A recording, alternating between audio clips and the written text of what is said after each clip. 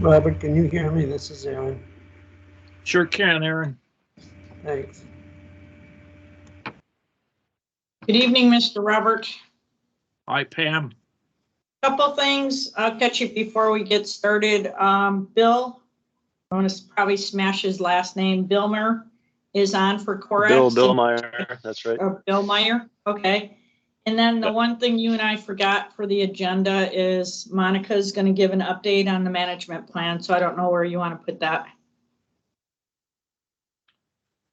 Let's put her in under visitor. After Okay. Bill. Okay.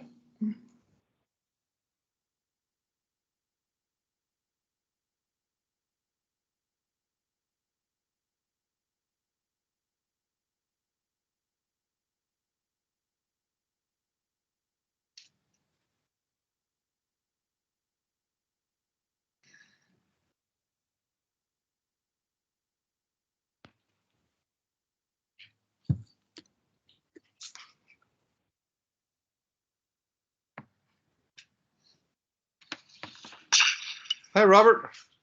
Hi, Louie. How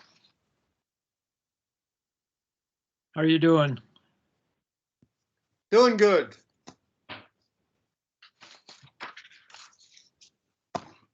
Getting ready to head out of Dodge.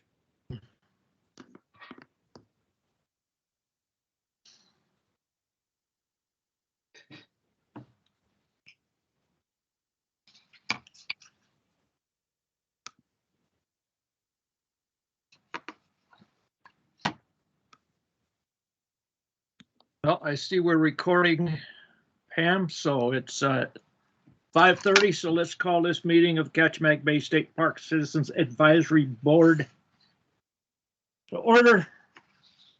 Would you like me to call a roll, Pam? Yeah, sorry, I'm getting some people with this Trails Committee are a little bit confused. So yeah, if you wouldn't mind, go ahead. And I will let you know, Curtis contacted me and he will not be able to make it tonight. Okay, he's treading on very dangerous water. All right, call a roll. Sierra Baxter. Kirsten Dixon.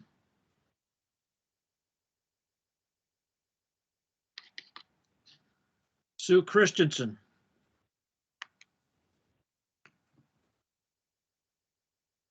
I know Sue was on her way to Mexico. Carol Harding.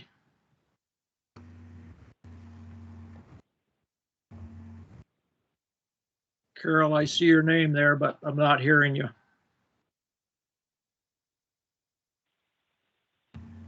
Nancy Hillstrand. Here. Thanks, Nancy.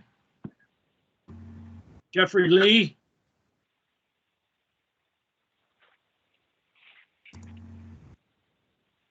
Jeffrey. Glenn Seaman.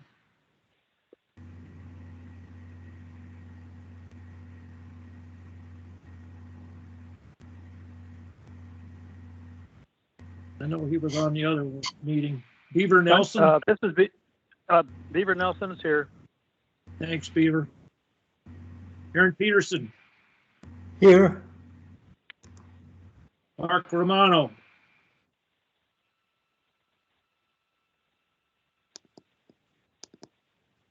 Kevin Walker.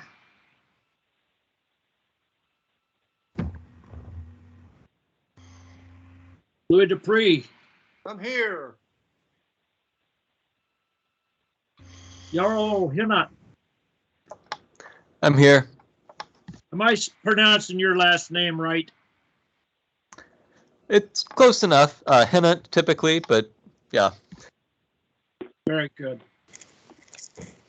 I'll circle back. Sierra Baxter.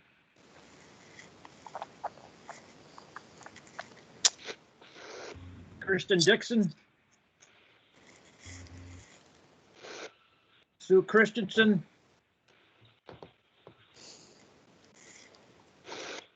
Carol Harding. I see your name, but I haven't heard you.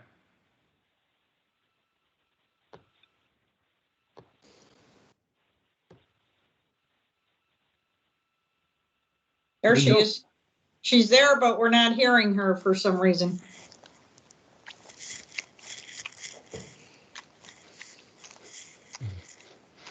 Jeffrey Lee. Here, Robert. Thank you. Thanks, Jeffrey. Glenn Seaman. I'm here, thank you. Is Mark Romano with us yet? I am. Thank you, Robert. There you are. Kevin Walker.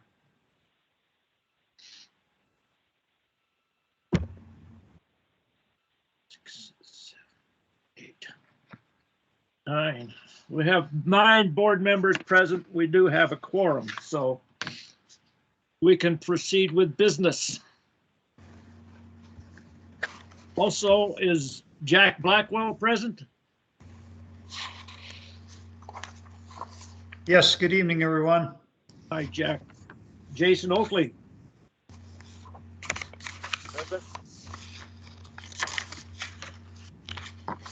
And I know Pam's with us, so very good. So hopefully you all have say again, please. Robert, this is Carol. Can you hear me now? Can hear you now, Carol. Thanks. Oh, good. Okay. Next item is to approve the agenda. Any additions to the agenda? We're good. We need a motion to approve.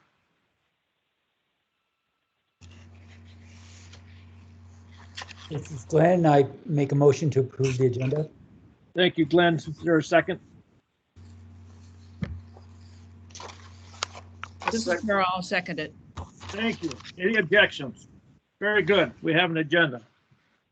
Next is to approve the minutes from our special meeting on December 30th. Is there a motion? Robert, Yes. item 4 says there are no visitors, but seems like there were Kristen Roman and Alan Parks. Thank you for that.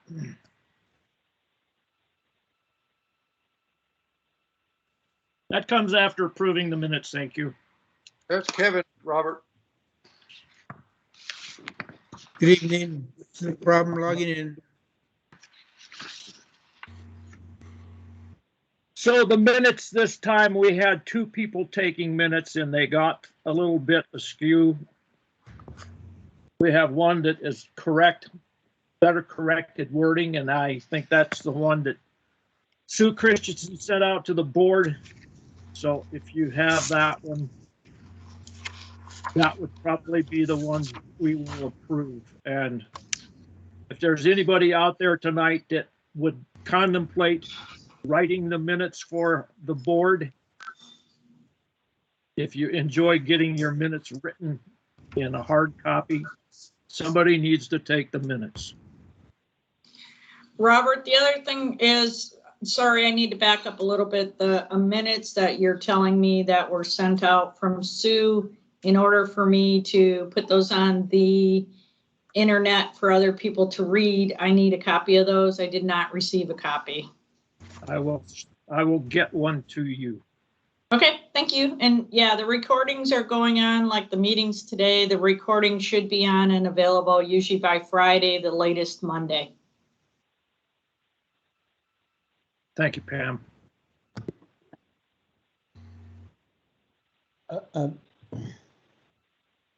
This is Glenn, Robert. Can I make a comment? I'd like to approve the minutes and then move on a little bit, but make her quick. Well, I just had a small change. I don't know if we need to discuss it on my comments. On the I- minutes, Yeah, I sent the comments to Sue, but I don't think she's around, so I don't think she got them.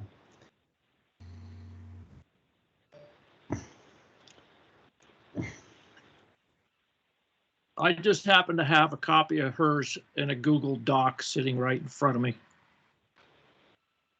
Oh, I just said my first comment on the resolution. It said that Glenn Seaman commented he does not support passing the resolution. I just like it to reflect that I commented that I support the resolution, but recommended it not be passed at this time, and that I recommended we preferred to wait until the solutions are proposed by DNR and Representative Vance. And the rest of it's okay. Very good. Thank you for that. Any other corrections? Yeah, Robert, I don't have a copy of the final minutes, but I sent in what Glenn just said, because I corrected that, and I put in some comments from the visitors that had come in, because those weren't in there. It just was real vague about what they said, and so I actually put down what they stated. So I'm a little concerned about the minutes right now, because I can't see them either, the corrected ones. Bear with me a minute.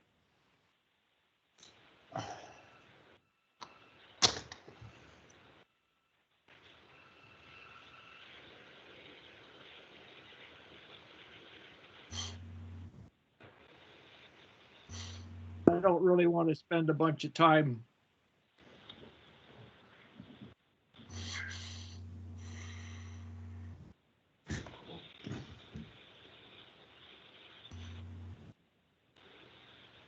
Robert, this is Glenn. While you're looking at that, just one recommendation I'd like to share with the group is I think it's fine to include more detailed minutes, but I think it's important to give us perhaps a couple days or so before we actually are at this point, so that we have a revised minutes and we don't have to spend the time on this as much.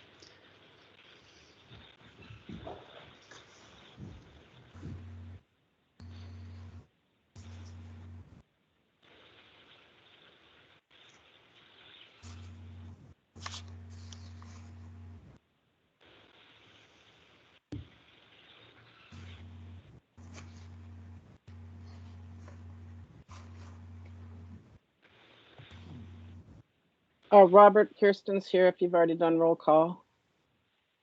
Hi, Kirsten.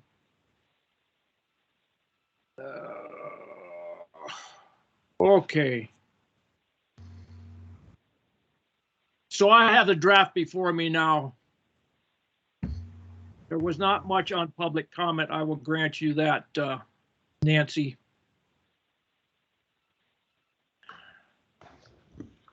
We had Kristen Sanroman and Alan Parks. So Yep, I and have their I comment. Okay, you do have their comments there? Yep.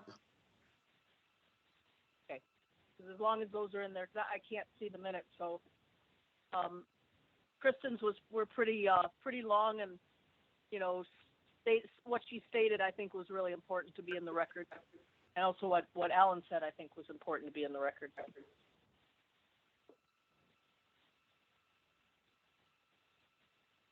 Well, you know, we got the recording and we have to volunteer to take the minutes. If we want to get this word for word, is that what folks want, or do they want a brief?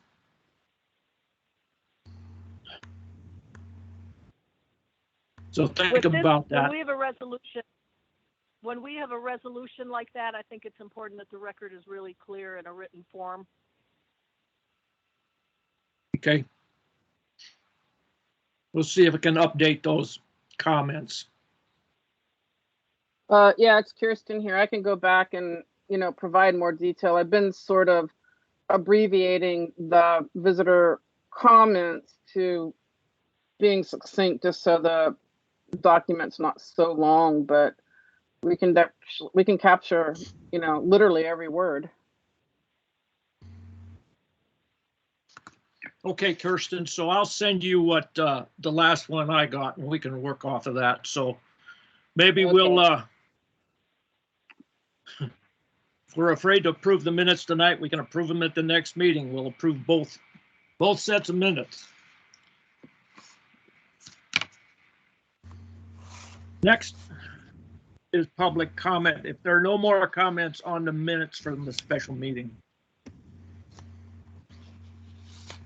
Hearing no comment, we'll move on. Next is public comments. Anybody from the public can speak up. You have 3 minutes. Please raise your hand and I will allow you to speak. So, Kirsten, Stan Roman, welcome. Hi, I usually write down everything I want to say before I say it in a public comment. So if it's helpful for, Kirsten or whoever is taking the minutes, I can also submit you a written form if that's what you want is more, word for word or whatever. But if that's helpful too, I can email whoever, what I usually say at the meeting. I do write it down. So I could email that to Kirsten or whoever takes the minutes if that's helpful. But yeah. Yep, for the record, it would probably be great. Anything else?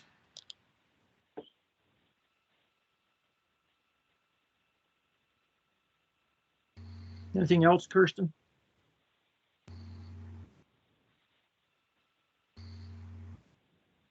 Anybody else from the public like to speak?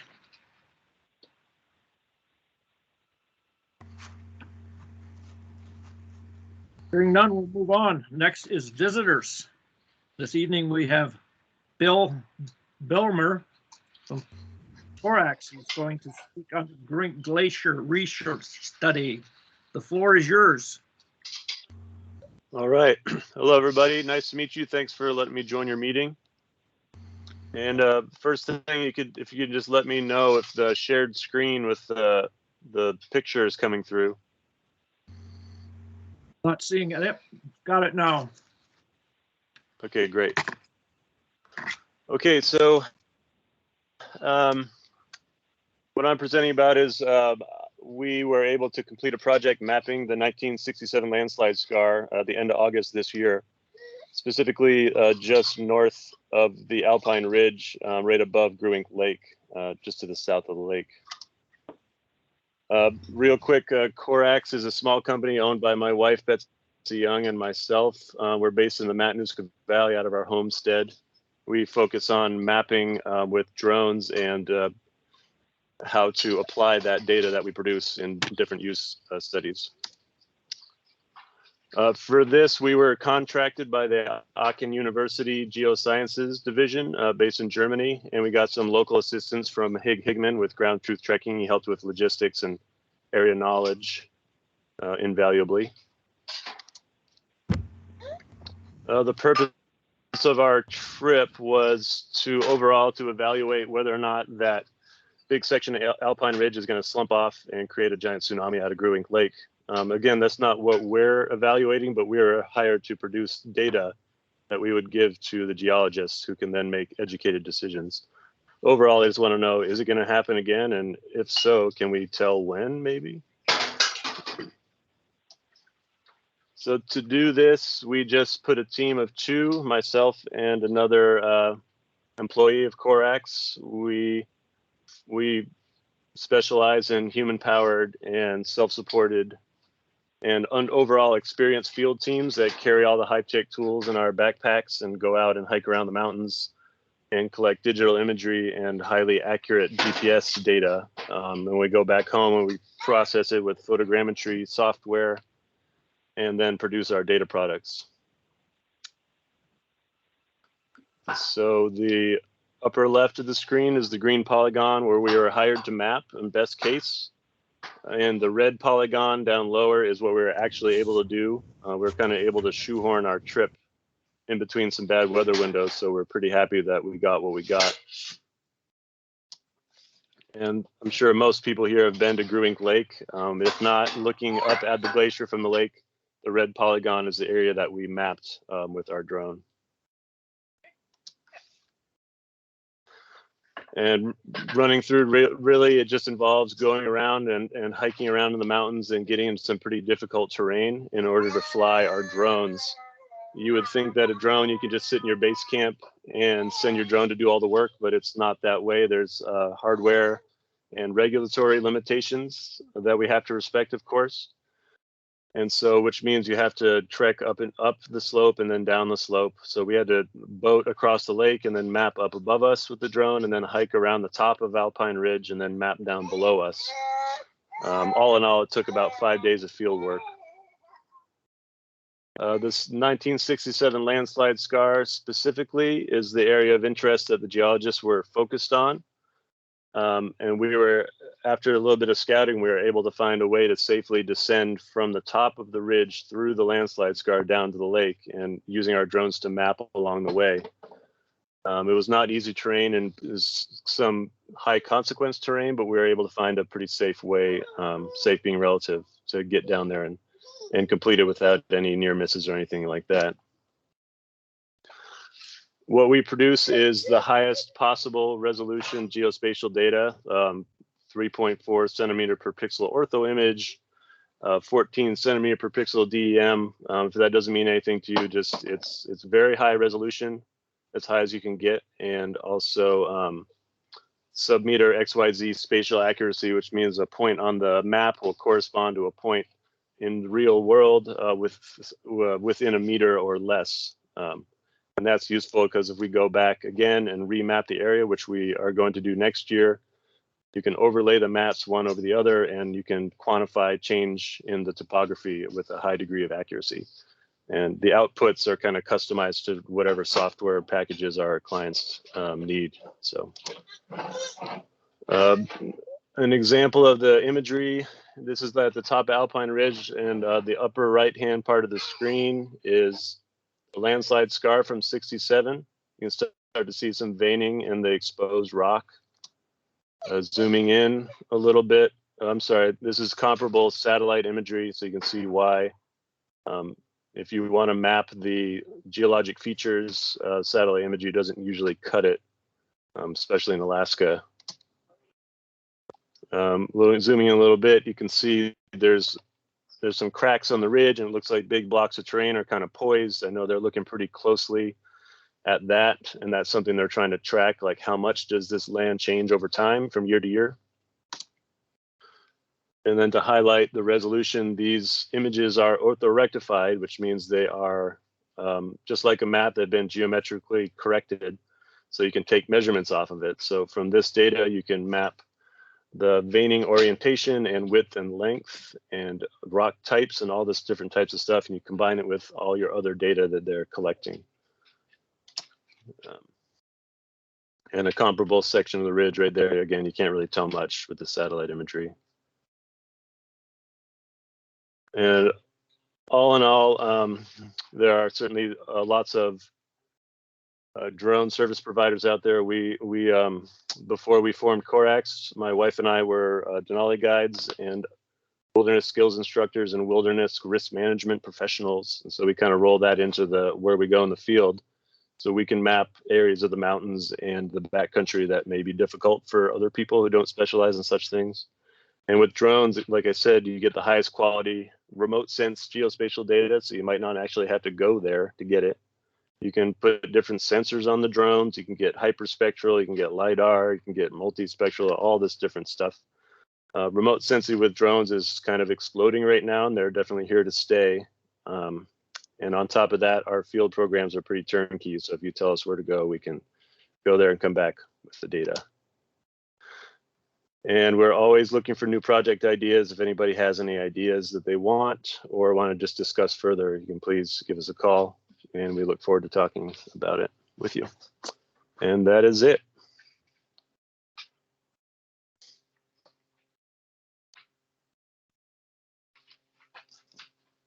You're muted, Robert. Thank you, Pam. Thanks a lot, Bill. Any questions? Thanks for. Any questions from the board? Yeah, I have one. Did you camp there on the lake for a week?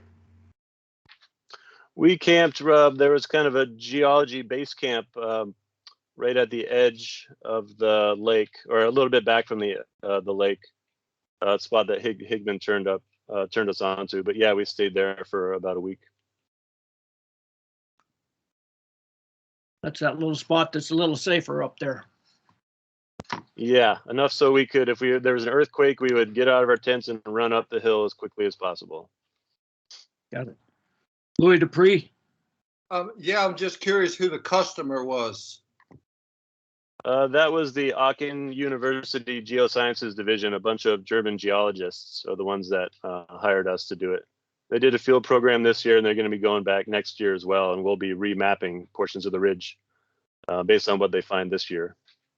Cool. Okay, thank you. Yeah, we had a presentation from them last year, and we offered a letter of support for this program. So glad to see it's coming to fruition. Thanks a lot, Bill. Yeah, thank you. All right, moving along. Item B under visitors would be Monica Alvarez. Be speaking to us about the state park management plan. Floor is yours, Monica. Thanks, Robert. I just wanted to give everyone a quick update. We did recently brief the commissioner, who is the person that will be adopting the plan. And it was a real good discussion, just kind of brought her up to date on where we are currently with the plan and some of the various issues, which includes HB 52, and just brought her up to speed on the discussion that the board had at the special meeting and the resolution that was passed. And I don't think at that moment she had read the resolution just yet, but I did let her know that it passed and that the board was not supportive of HB 52. And we kind of just reviewed some of the outstanding items, and I will say that she will probably be prepared to adopt the plan after legislative session. Thank you for that, Monica. Yep. Any questions for Monica?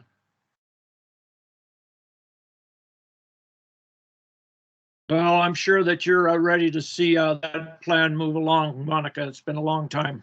So thanks for that. Sure. And I will tell you also just another little update. I did provide an analysis for Representative Vance related to how the plan would look depending on the different options that she's considering for HB 52. So I haven't heard any feedback since that was provided to her, but she does have kind of, I know she's entertaining three different options for the bill. For one would be what's in the committee now, or was passed out of committee now. Another one would be to consider the park or the hatchery compatible with the park purposes. And then there's a third option where it's would carve out the hatchery lands, but then provide language about having those lands revert back to the park should the hatchery close. So again, I don't know what she's, I haven't heard any feedback, but we have provided her quite a bit of analysis related to the plan. Thank you for that. Sure. And I guess I had one question for you to maybe think about, is that if it was just the hatchery operator currently, if that moved out, or would it be if ADF and G moved out? So where it would revert back to the park. But, yeah, and I don't know the answer to that because I, haven't really seen that option drafted. Got it. In the bill, so I don't know exactly the wording, Robert. Okay. Thanks, Monica. Sure.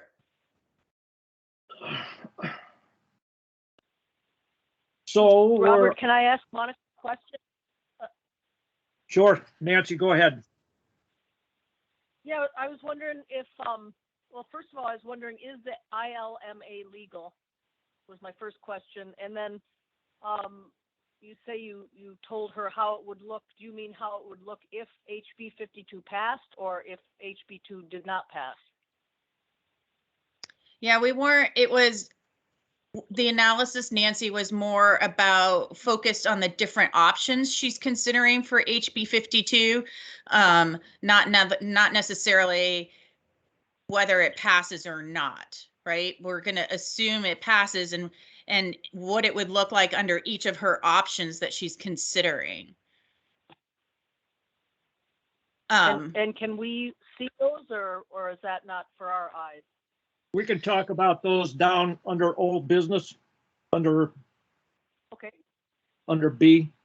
And then has anyone, is anyone looking at the ILMA and whether that's legal? The ILMA from the 70s is probably not something that we were ever authorized to do. So then the 1991, that one, was there anything different with that one? Yeah, no ILMAs, period.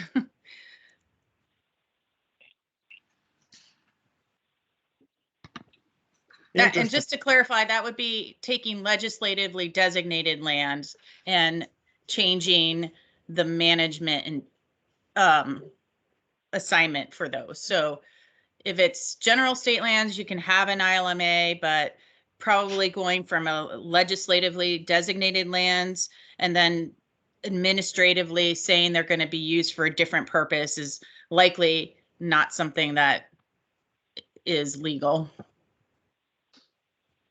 Understood. So is the hatchery legal then, being there right now, or no? No, I think it's, as we've described in the plan, you know, it constitutes likely disposal of interest within the park for, you know, various reasons. But certainly under, you know, the court cases recently have just kind of reaffirmed that there are other considerations you need to consider besides kind of the things that we've thought of over the years as clear-cut disposals of interest.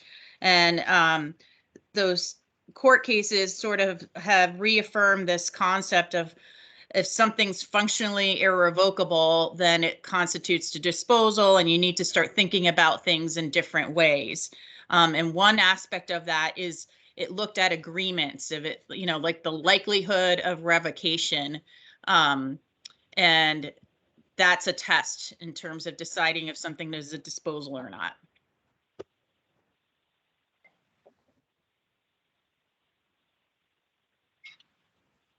Any further questions? Well, thank you. Sure. It's been a learning process. Thank you, Monica. You bet. Thanks.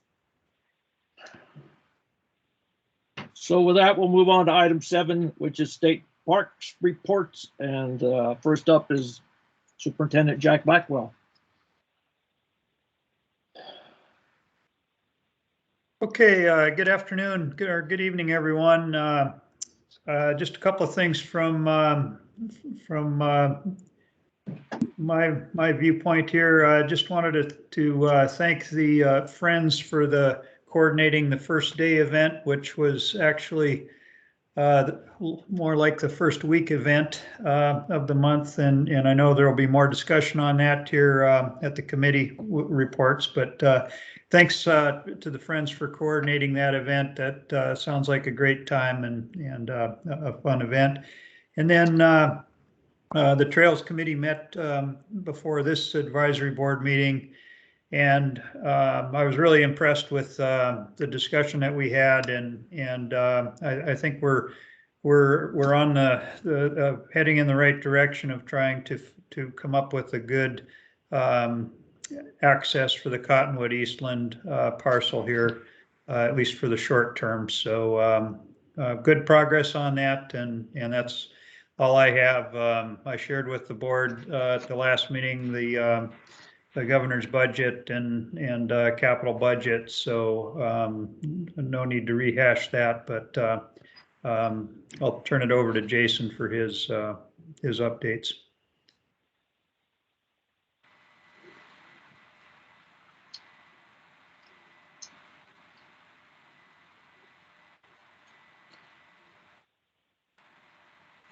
Jason, are you gonna get aboard here? Yeah, sorry, I was muted. I don't have anything to add. Been on vacation. Been wonderful. Hope you guys had a Merry Christmas. Well, thank you for that. All right. Moving on, next is to committee reports. We'll move right through that. The Friends report, we have none tonight. Water Trail report, I think Dave Brown's with us. Go ahead, Dave. Thanks, Robert, and thanks everybody for having a meeting, allowing time for reports. The Water Trail Committee hasn't met. Our last meeting was in November. We take December off, and coming up this month, we'll be doing a budget meeting and setting some goals for the year. Following along in our regular pattern, we'll look forward to doing the maintenance and upkeep on our adopted sites at Cottonwood Eastland, Chagachik Island, and Kayak Beach, doing preseason, postseason, and maybe if we're lucky, get some mid-season stuff in there as well. The Water Trail Committee is working with their friends to look at purchasing another bear box to place at South Eldred down there, and potentially, other locations if there's one that's really, really needed. The price on those have gone up considerably, as with everything else.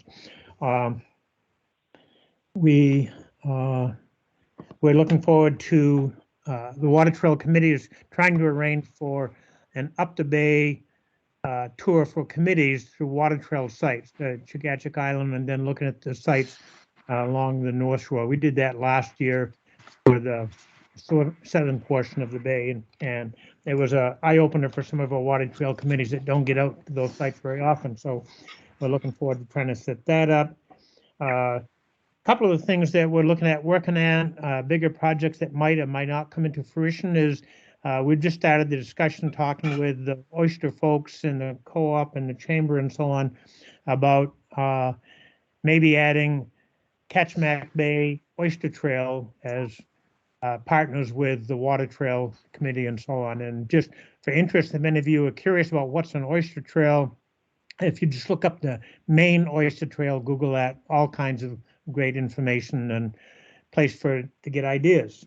And then we're also talking about the idea of some interpretive signs, which are very expensive, but whether they are related to natural history in the bay or mammals in the bay or native cultures or something like that, we really haven't had a chance to discuss. We haven't had a January meeting yet. But those are things in the works, and look forward to having a great year and maybe spending more time in the water this year than we did last year. Thank you very much. Thanks, Dave. Any questions? Seeing none. Next is Evelyn State Recreation Site. Camille, do you have something? I do. Thank you, Robert. So as Jack mentioned, we held the park's first ski. Actually, we had to put it off because of the cold weather to this last Saturday, which didn't turn out to be any warmer. It was frigid, freezing cold, but at least we didn't have the wind. Everybody kept warm by a huge bonfire. We probably had 50 hardy souls who showed up for the hot dogs. We had skiing and guided snowshoeing going on. So it was a fun event. I admire everybody who showed up for that. A couple other things going on at Evelyn. A trail counter was installed last week, and in just 1 week, we've had over 150 visits. Looking at how many have signed the log, only one person has signed the log. So it gives you an example of how a trail counter really will give us much, much better information on what's going on out there. Another item that we're working on is the flower guide. A lot of you are probably familiar with that flower guide that's out there. It's extremely popular. It's incredibly labor intensive to produce, so it's getting a complete makeover.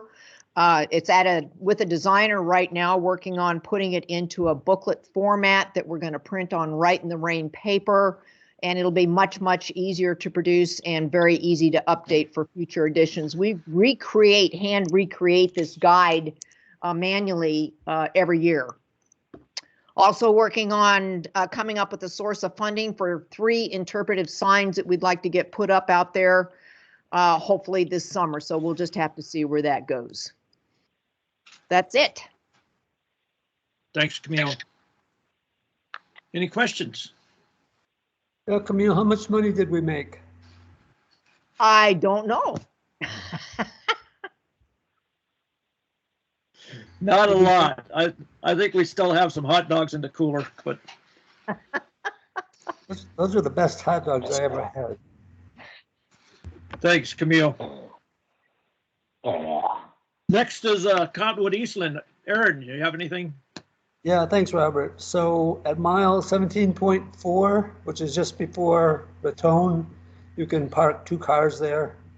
And there's about 45 inches of snow on the ground, so great skiing, snowshoeing. The problem is parking at the moment. That's about the only place you can park, so. Thanks.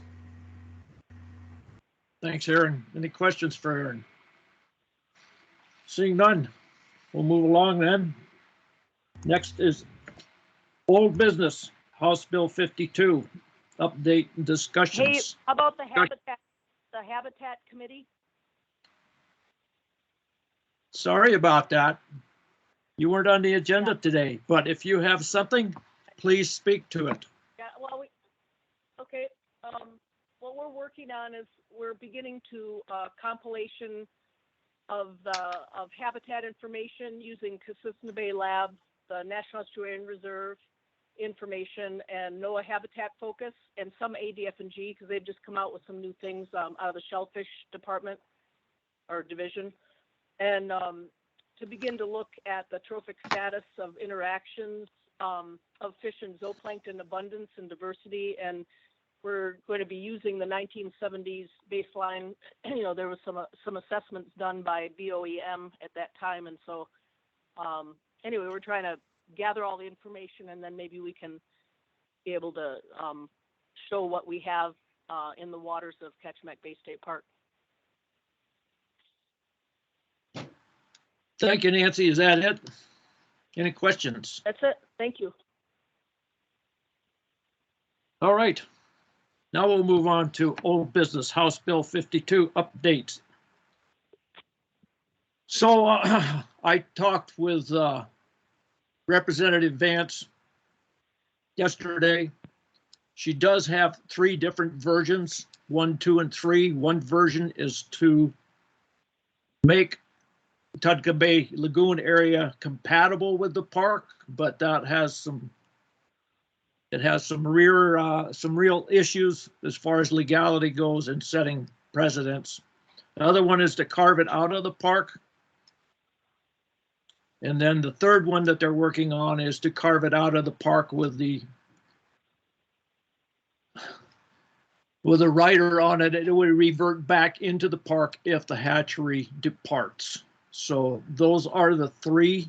They're currently still being debated upon. They're still under legal review, and she's hoping that there would be a bill that she will take to House Resources within the next week or 2. And that's all I know on that one.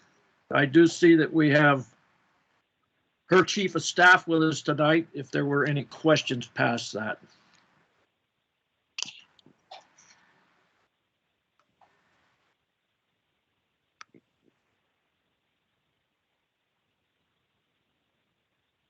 Don't see. Louis, go ahead. Yeah, if there's 3 different bills, and then it seems to me our whole resolution just doesn't hold water at this point, since we don't know which bill we're going to be against. The bill that is gone forward out of House Fisheries Committee and is going to be more than likely introduced into resources is the one that we commented on. And that is. Okay, all righty. Well, then I don't have a question. I think we should just continue on with what we're doing. Very good. And that resolution that we passed at our meeting is currently addressing the current resolution. So, or the current bill. Okay, I understand. Thank you. Carol Harding. Could you explain to me why we need, why she's presenting 3 options? I don't understand that.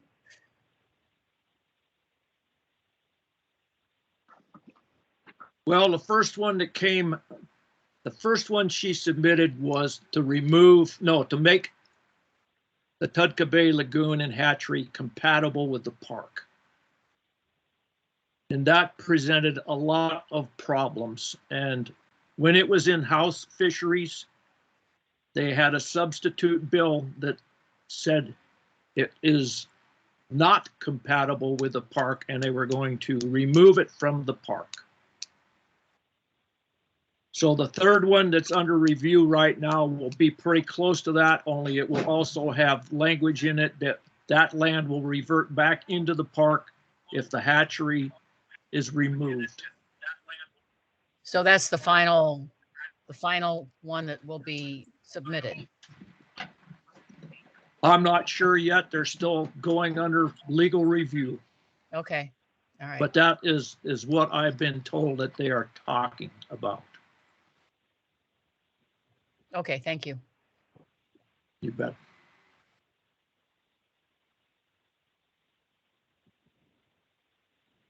Any other questions?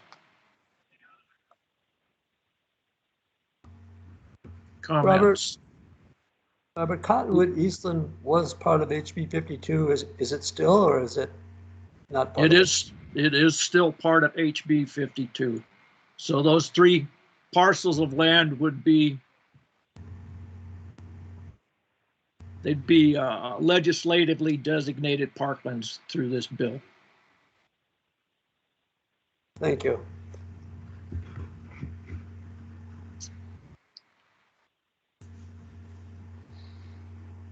Anybody else?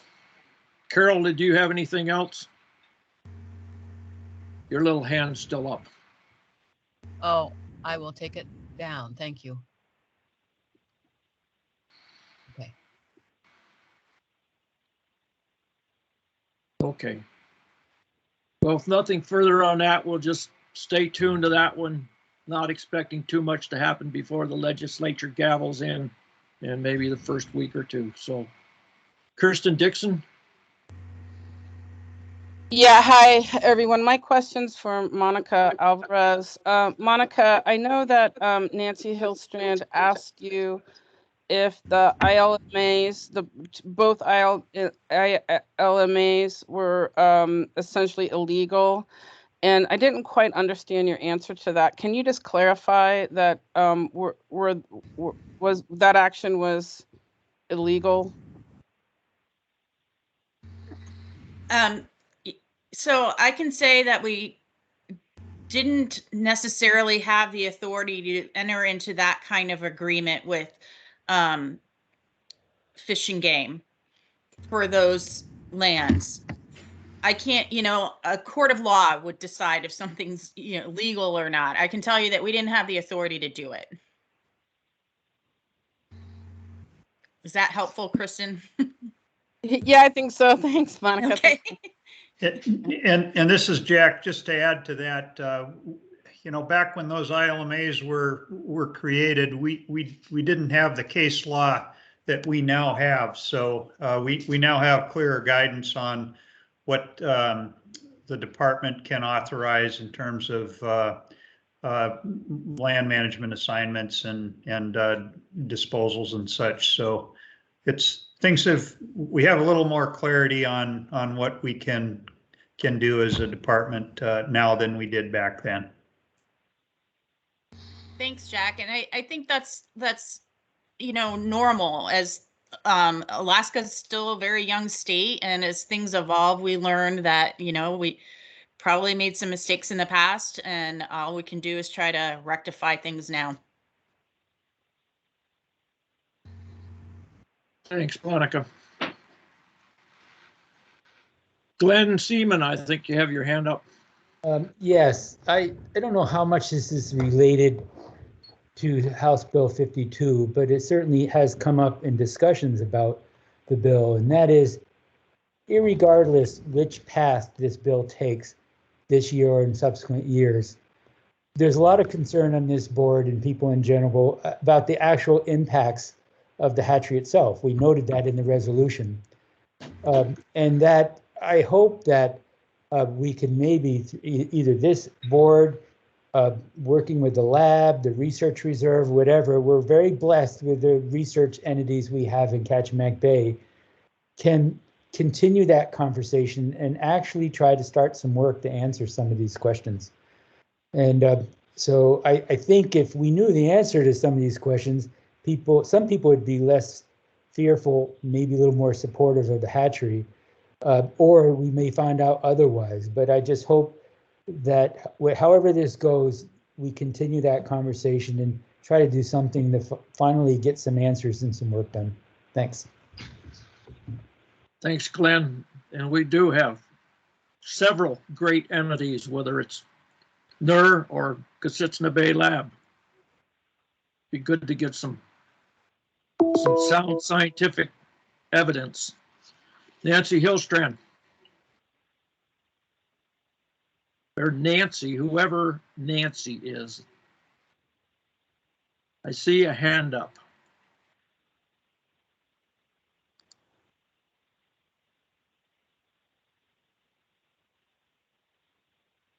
Legal, but was created in 1978. Did the Fish and Game just... You're breaking up rather badly. You might try and readjust your phone or something or other. Okay, I'll have to talk on the phone here instead of just that. Let me get this crossed off. Okay, so what I'm wondering... It's got to be one or the other. You're getting feedback if you have both of them going. Okay, I'm gonna get out of here. There. What I'm wondering is, in '76, Fish and Game built that facility. You know, and it was supposed to be like 10 million. The capacity was for 10 million eggs as an incubation facility. And then the ILMA came in 1978, and I'm wondering, did ADF&G just build that without asking the park, and then built it and then asked for forgiveness afterwards, you know, to get the ILMA? Is that how it worked?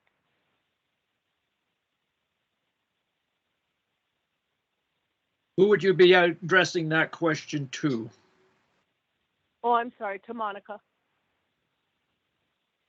You know, Nancy, I wasn't there in 1978. So all I can tell you is that I don't think that's what the record supports in terms of the documents and anything back and forth I can tell that they were working on.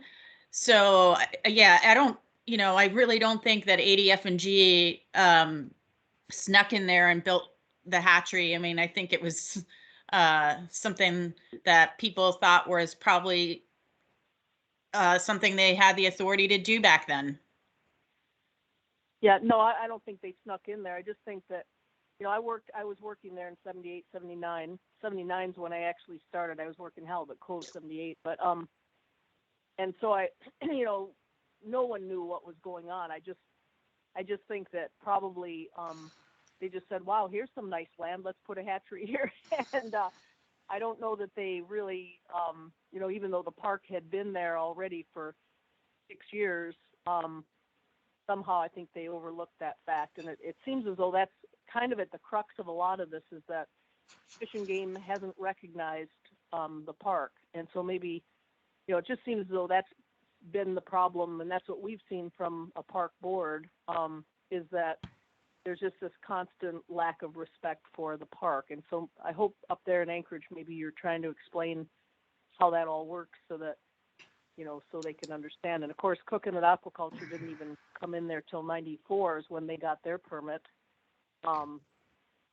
So anyway, it's just kind of interesting, because I know some of those dates have been, you look at the dates, and it's important that people realize the park was our first park in the state of Alaska in 1970, and you know, and then the ILMA didn't come till, well, I guess that's a moot point. So is that ILMA gone now then? Is it no longer even exist since it's illegal? No, the ILMA is in place still. And And I will say that's the difficulty. That's what's different about this issue, is that it is within a legislatively designated area.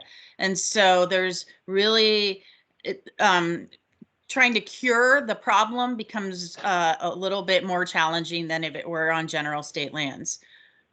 So, I mean, that's kind of how we're here. Okay, thank you. Yep. Thank you, Monica. Any other questions, comments? All right. Under B of old business, we had discussed about sharing this resolution with other state park CABs, and at this point, I think I'll hold off until such point as I get some news about what direction this bill is going to go. Unless anybody has any other thoughts on that. We have a resolution, we can share it with anybody. What's the board's feeling? Robert, I'm sorry I have to break in here because I can't see the screen anymore. And I wish someone else would speak.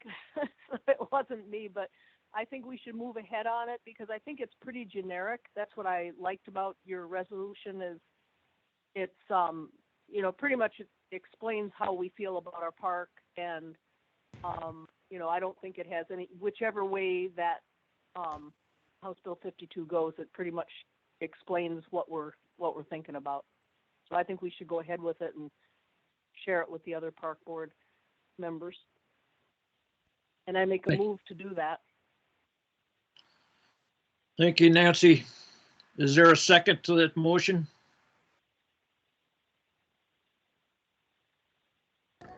This is Yarrow. I'll second that motion. Thank you, Yarrow. Is there anybody opposed to sharing that resolution with the other CABs at this point?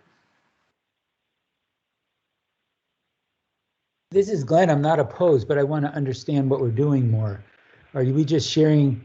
We're just sharing the resolution with other state park boards, and the correct. Purpose of that is just to let them know of things that are going on and to be aware of, or what?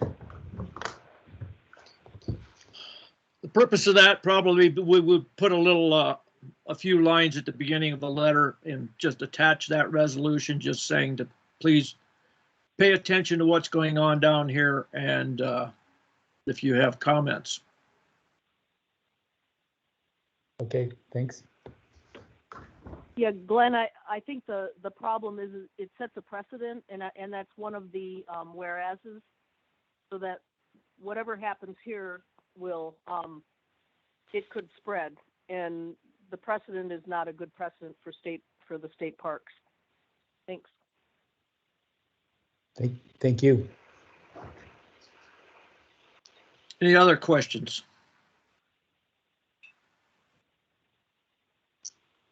All right, I didn't hear any objections to that, so I will have a little cover letter to that, just inviting folks to read our resolution and be cognizant of the fact that this could setting a bad precedent and could happen anywhere. All right, moving along. Next, we have a discussion on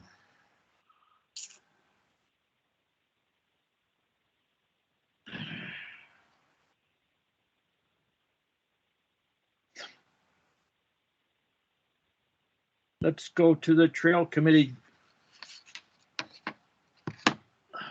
Did we want to say anything about our Trail Committee meeting today? I thought it was very successful, Mark, and anything further on that? Yeah, sure, Robert. You know, nothing major to report to the full board, except I just wanted to let folks know, as Jack had pointed out, we are discussing potential access points for the Cottonwood Eastland property. And one of the action items that came out of that subcommittee meeting today was that Jason Oakley is going to summarize the so far the options that we have come up with Of course, we'll take a look at Jason's summaries and the pluses and minuses of each of those ideas, and then we'll work to get something to present to the board, hopefully by the next board meeting, and we'll present that formally so that you all have a look at that. But I would just throw out there, I would encourage any members of the Citizens Advisory Board or members of the general public, if they want to get involved, please come join our next meeting. To keep things simple, we're having those trail subcommittee meetings the hour before this meeting. So it's at 4:30 on the nights that we have our Citizens Advisory Board meeting. We'll make sure that you all get the invite to those meetings. But if there's anyone else that you think we should be reaching out to, please notify myself and also notify Jason Oakley so that we can make sure they're connected. Thank you, Robert. That's all I have, unless anyone has any questions for us. Any questions from Mark? That was a great meeting this afternoon. There was good participation. That was good. Say, Robert, I'd just like to add one thing. Again, great discussion at the committee meeting. I think this is a really good example of how effective these committees are. They can really have the time and energy to really sink their teeth into these issues and carefully vet the issues thoroughly before moving an action item before the advisory board. But really, this is the Trails Committee. We've been talking about the Trails Committee working on this, but really, as I've seen this committee kind of evolve, it's really access is a big component of what this committee is also working on. So I'd like to suggest that we refer to this committee as the Trails and Access Committee, because we're talking about more than just trails. It's the parking lots, it's the trailheads, and so that might help folks better understand what the committee is tasked with in the future. So just wanted to put that out on the table, and again, thanks for all the good work. And Mark, good work leading the committee one-handed today. So I can't wait to see you back up to full speed with both your hands and what you can accomplish then. So good work. Yeah, thank you, Jack, and thanks to everyone who attended that meeting. And Jack, I don't have an issue with the name change. If you don't mind, though, maybe we'll take it up as the first agenda item at our next meeting of that subcommittee, so that we can entice some more people to come join us. Yeah, I think that sounds like a good plan. Great. Yeah, and just one more plug for that subcommittee, Robert, if you'll allow me the indulgence. But as Jack pointed out, we have a lot of topics that we're covering, including access. And Cottonwood Eastland, of course, is one of the focus points for us right now. But we really are all about everything's trail and the Citizens Advisory Board. So I encourage folks to suggest agenda items, and either before the meetings or come to the meetings, and we'll have an opportunity for folks to bring agenda items to that subcommittee. So this really is your opportunity to come take a deep dive into more trails issues. Cottonwood Eastland certainly is one of them, but Diamond Creek, Tucket Back Door, Friends projects. If we want to have, say, Kathy come in and give a presentation to us to learn more about what Friends has planned, all those things are possible. And with that, I'll be finished. Thank you, Robert. Appreciate the time. Thanks, Mark. All right. Now we can move into our little discussion about our bylaws. And I hope that the board has had a chance to review the proposed bylaws from the director, and after talking with Jack, we had some leeway into amending some of those, and there was a small committee that looked at those and touched base with some other CABs, and they came up with the revised bylaws. And we certainly can suggest our revised bylaws to the director. And if he agrees with it, fine. If he doesn't and says no, well, maybe some of the things that we have proposed in these new ones are acceptable. But I'm wondering if anybody has any suggestions, comments.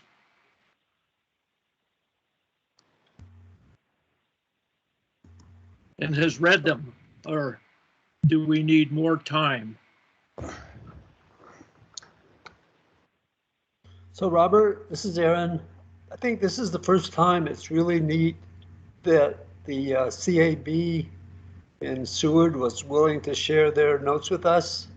And hopefully there can be more of this. So maybe we don't like their concepts, but we certainly, they did a lot of editing and ours was awful compared to theirs. And anyway, I think this is a really breakthrough that we should, continue with these other things that we do together. Thanks for that, Aaron. No, I think between Sue and you and who else was this? Carol Harding maybe was involved in this. It came out as a more succinct document that I think is really good. So I might just ask Jack if you'd be willing to share with us the leeway that we're going to have with the director with our bylaws. Do you have any idea? Will we just send these to the director for review? Yeah, I can't speak for the director, but I think if you forward this to the director and say this is, I guess what I would suggest is if you can take these draft recommendations and forward these to the director and ask for his input and see if this would be acceptable. I think that I think that'd be a good way to move forward. Okay. I will make that happen tomorrow. Unless anybody wants to take more time to read through them, I think we have a pretty good document here. This is Glenn, if I may. Make a Sure. comment.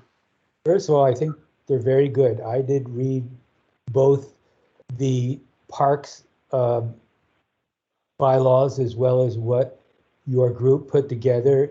And I just thought it represented a very good document. You put a lot of time into it. I think the changes you made from what Parks made are very positive for us. And just say you did a good job. Looks good. Thank you, Glenn. I think one of the big things, one of them was maintaining the number of board members that we had here also. If we can keep this many board members, it's great to get this many people engaged on this board. So, any other comments? Louis, your hand is still up.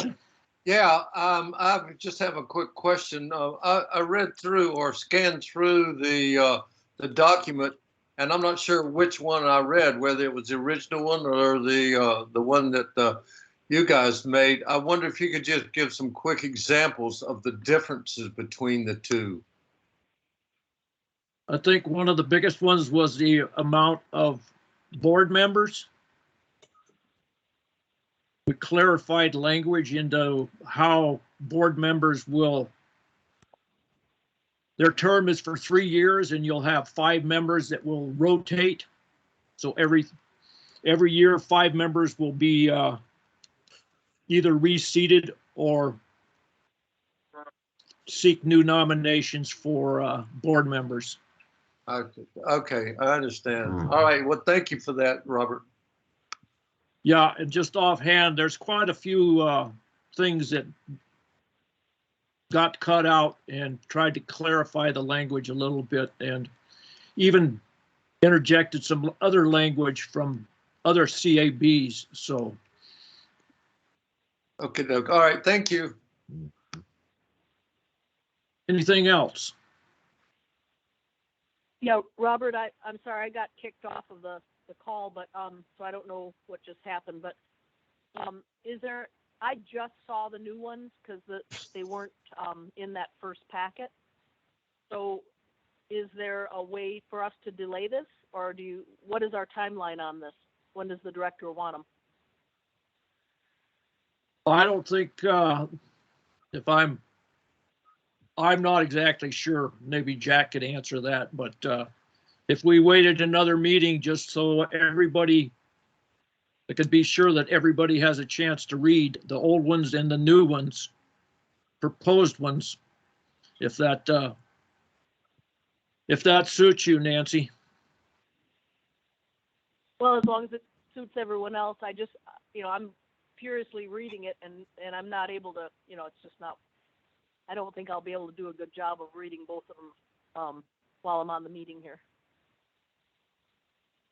Yeah, there's no sense of urgency on this. We will continue to operate under the existing bylaws until there's an amendment or the new ones are adopted. So we have time. Do you want to delay this a little bit?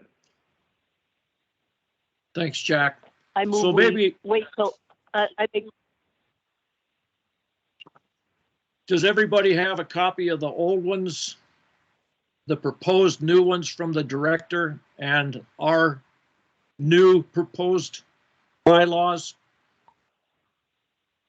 So maybe what I'll do is I'll send out our existing bylaws, the director's proposed bylaws, and our CAB proposed guidelines to everybody, so you can review all that between now and the next meeting.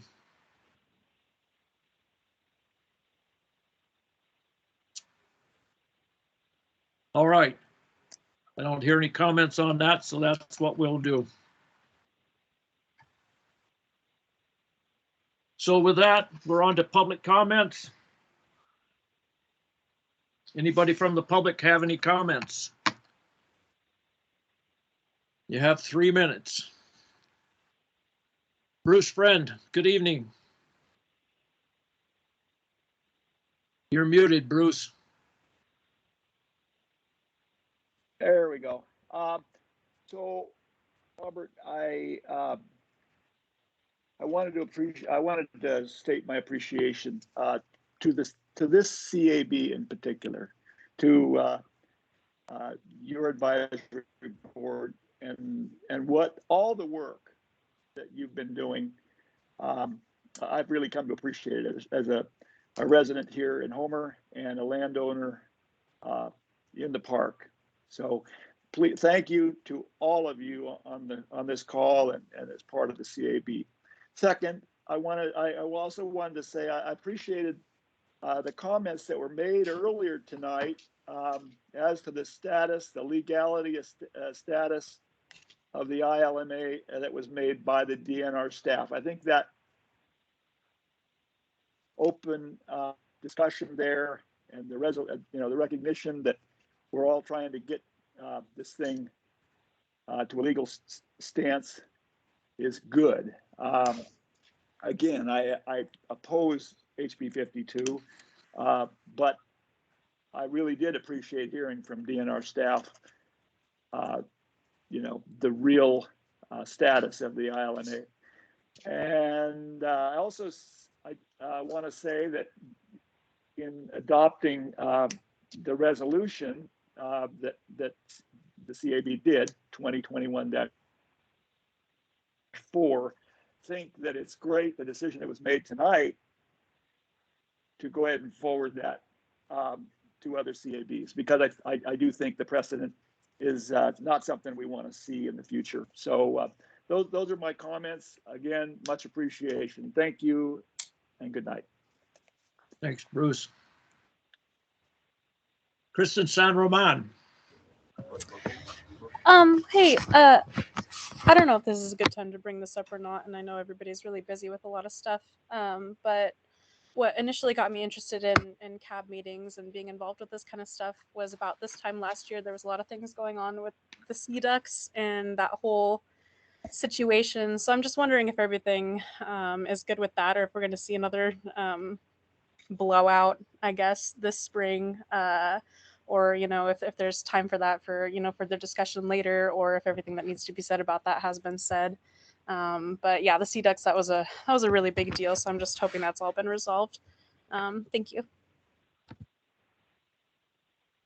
Thank you for that. And I can't say one way or the other. We haven't had any reports from across the bay as far as the hunting goes. So it's something that if the public brings concerns to us, we can certainly bring them up. And we haven't had any this year. So thank you for that comment, though. Anybody else from the public like to speak?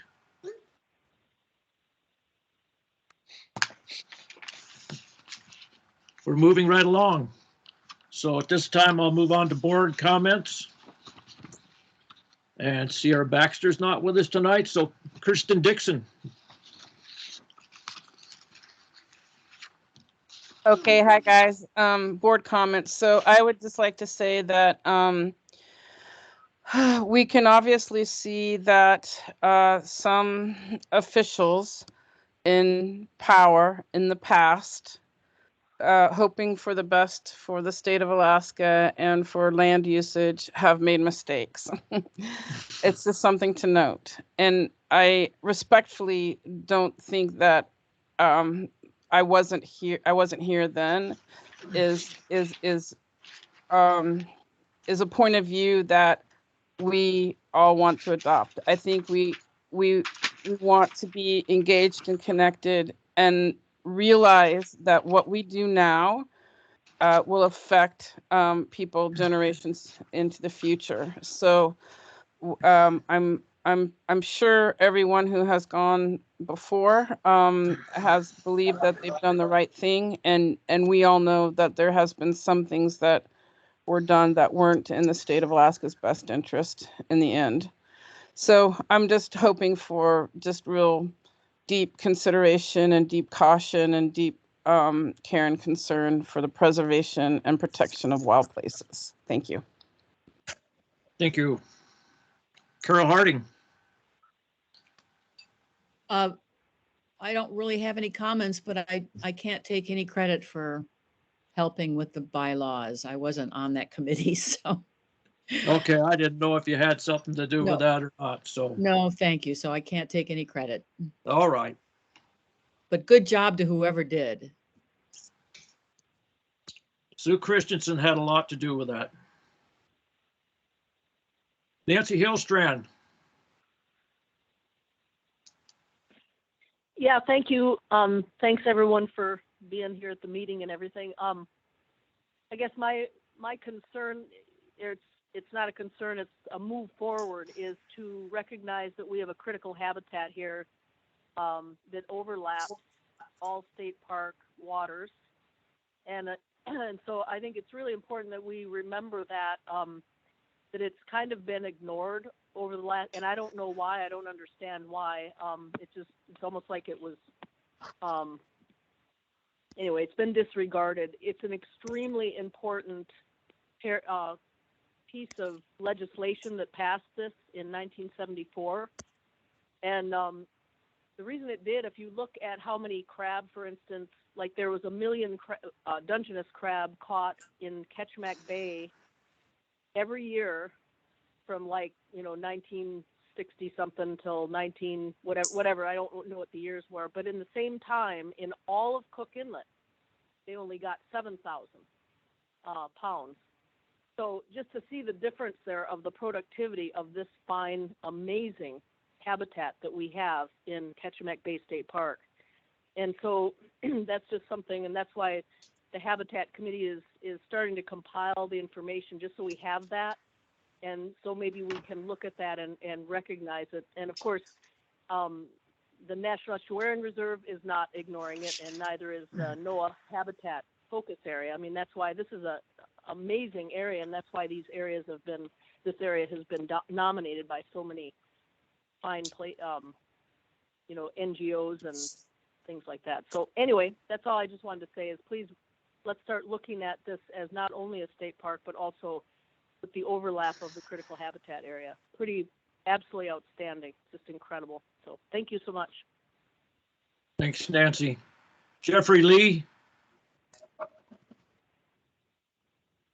Thank you, Robert. I don't have any comments tonight. Thank you. Thanks, Jeffrey. Glenn Seaman. I don't have much comment. One thing I didn't bring up on House Bill 52, but I know we had it as a big part of our discussion in the previous meeting. And that is, the saving of the China Poot fishery, so to speak. I listened to one of Representative Vance's public meetings at Captain Coffee, listened to it online, and they're really making a big, support for House Bill 52, referring to what Fish and Game said, that this will go away if the Tutka Bay hatchery goes away. But I think we need to keep pressure, accountability to Fish and Game to have a solution however this thing turns out. So, but it's certainly being used as a point to push for 52. So just something for us to keep in mind and keep some pressure on agencies and the aquaculture organization to make sure that we keep that going. Thanks. Thank you, Glenn. Beaver Nelson. Still Wheeler, Beaver?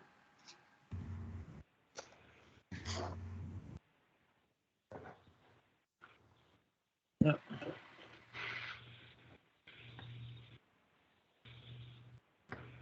Aaron Peterson.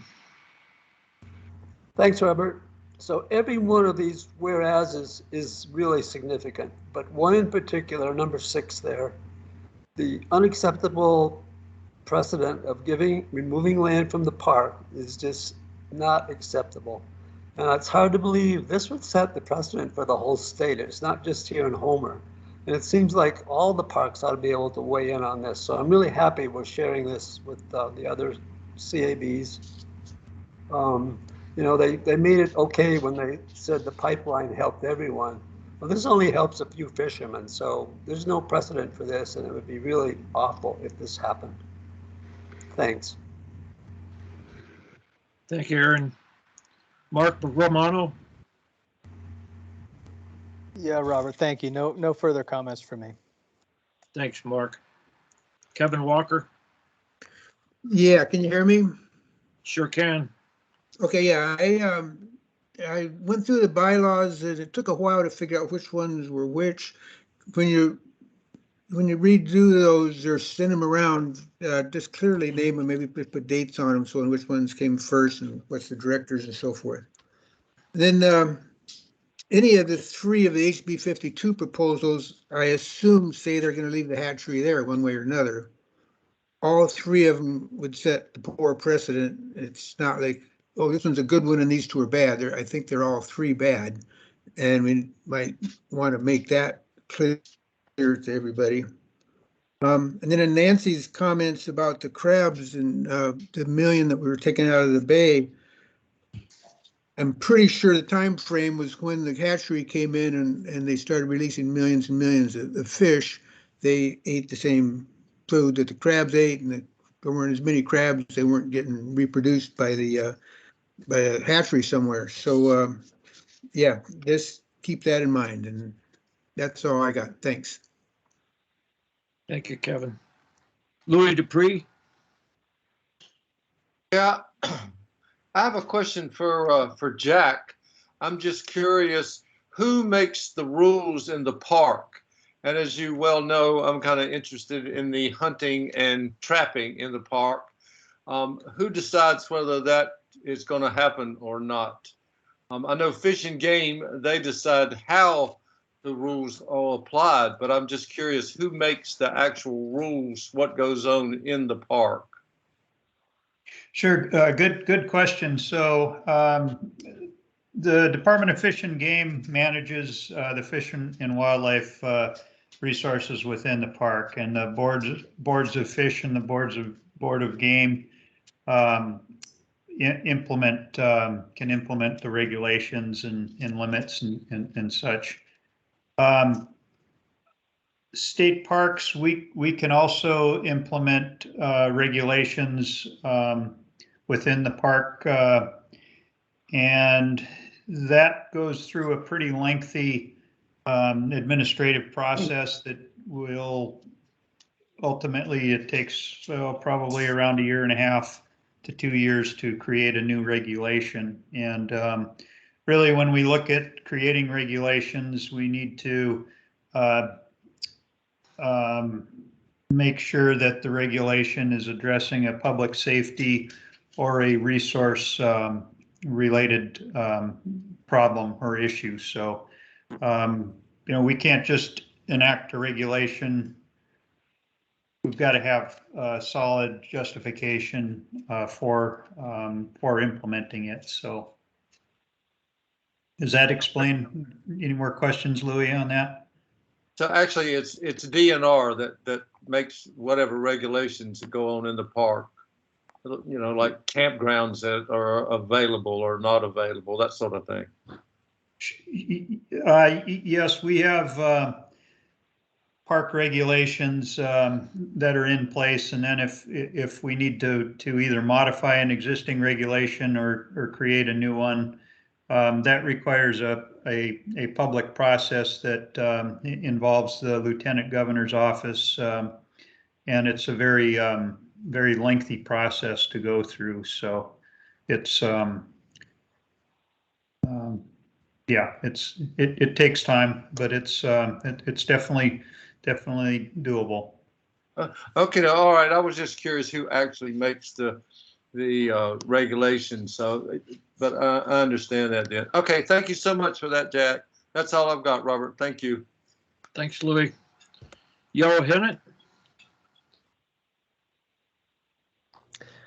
I don't have anything additional to add. Well, I suppose I just continue to support our resolution and reject any attempt to pull land out of the park. Thank you, Yarrow. So I guess my comment is, remember the past, engage in the present to protect the future. So I'm glad that we have quite an active board. Glenn, I will look at our minutes of that meeting and adjust your language. And I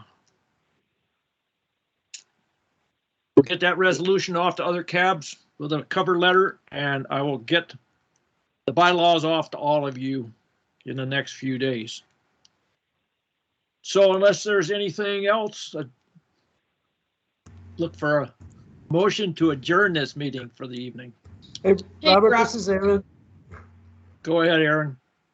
So along with Louis' idea, it really bothers me that we're bear baiting. And it seems like that might be an effort we might want to launch on. It takes 3 years, so what? But it's just disgusting that we have bear baiting in the park, in my opinion. And there's a movie out, The Night of the Grizzlies, if you haven't seen it. It was 3 young people died because essentially it was bear baiting. But anyway, we can talk about it later, but it seems to me that that might be something we might want to pursue. Thank you. Thank you, Aaron. One more thing I'd like to point out to the board is that I do have to keep track of people that do not get a hold of me or Pam for an excused absence of a meeting. You are allowed 3 per year that are unexcused, if you will. And then we're going to request what your intentions are to stay on the board. So there's a few people that are getting very close to that. In fact, there's 2 that are probably over that. So keep that in mind, please. Let us know if you can't make a meeting. Pam, did you have something you wanted to say? Well, I just want to clarify 2 things. I appreciate people letting me know if they think I haven't sent an email to somebody, but what I do is I send the initial meeting announcement to just the board members, and then members of state parks like Jack and Jason and stuff. And then I send a totally separate email to all of the members of the public in a separate email. So I do send it to everybody. I just know there was some concerns. People thought not everybody was getting the emails from me. The second thing is to, minutes, operations reports, laydowns, or anything that people want to have with the board and would like it to go out with the initial meeting announcement. I tried to give you guys, Robert's Rules of Order. I believe it's a 5-day notice. So I try to have the KBA meeting announcement out the Friday before the meeting.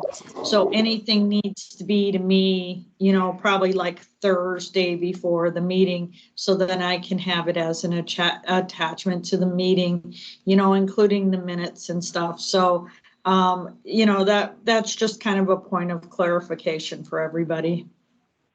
And that's all I have. Have a good evening. Thanks, Pam. And just to be kind to Pam, it would be good to have anything that you want to see on the agenda to her by the Wednesday before our meeting, so a week out. She's the only one running the show up there, so she's got a lot on her hands. All right, who would like to make a motion to adjourn? It's Louis. I make a motion, we adjourn. Good, we're adjourned. Let's go eat. We'll talk to you next month. All righty. I just ate. That's why I turned my camera off. Good night, everybody. Thank you. Yeah, good night. Thanks, everyone.